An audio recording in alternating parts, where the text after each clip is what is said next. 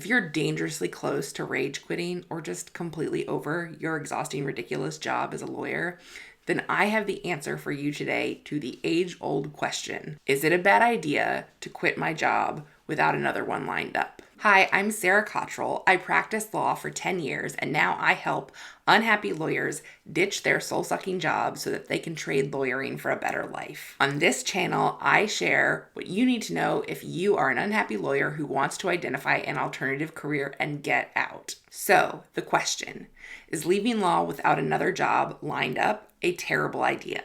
Is it the most lawyerly answer ever to say it depends? Here's where I think you should start in answering this question. The first thing is that you need to answer sort of some base level questions like, do you have a fallback plan? What kind of savings do you have? Do you have a partner who can help support you? Could you move back in with family if you needed some sort of place to stay for some kind of bridge period? For example, Andrea Yang, who I interviewed on the Former Lawyer podcast, quit her job in Big Law and moved back in with her parents in order to give herself some time and space to figure out what she really wanted to do.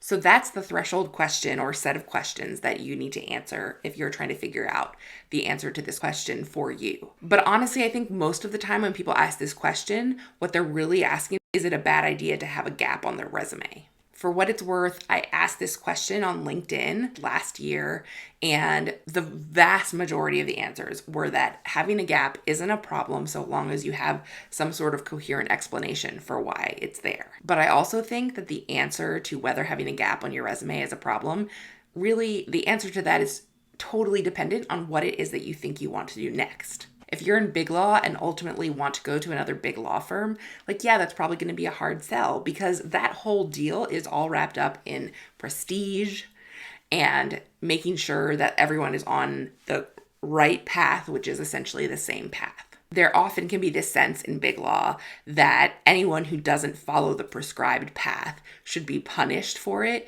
because they didn't do it the way that everyone else did. I think a good rule of thumb is this: the more prestige obsessed a particular field or employer is, the more it will matter to them that there's a gap in your resume. But here's the thing: lawyers tend to overweight the odds that the gap will really matter because the legal profession is quite obsessed with prestige. But out in the real world, having an employment gap is not the mark of shame that lawyers think that it is. And let's be real, if you're here, you're probably seriously considering bailing out of legal practice anyway. I also think that it's really important to remember that you need to do what is best for you, and there is no prescriptive answer to that. As someone who has clinical anxiety and panic and wasn't diagnosed until after I left my law firm, I am well aware that there are times where you need to do what is best for you and your mental and physical health, and all of the other considerations sort of need to be put by the wayside. You are more important and more valuable than any job.